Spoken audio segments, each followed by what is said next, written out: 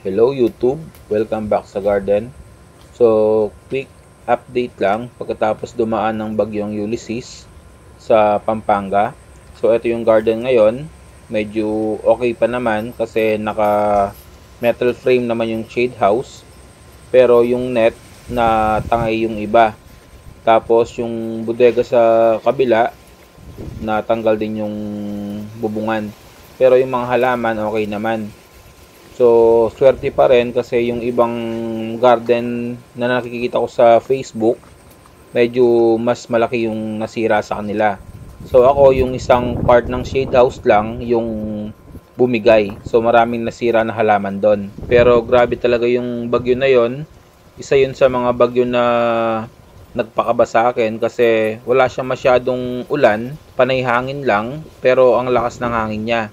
So, yung mga mangga dito sa likuran, na buwal sila lahat, halos, nabuwal lahat. Tapos yung bodega, yun nga, natanggal yung kanyang pinakabubungan. So, ito yung parte ng shade house na bumigay. So, lahat ng vanda dito na nakalagay, halos nasa 30 plus na piraso, pinulot ko na lang ngayong umaga. So, lahat sila nakahandusay sa lupa. So, nilagay ko sila sa loob ng bahay.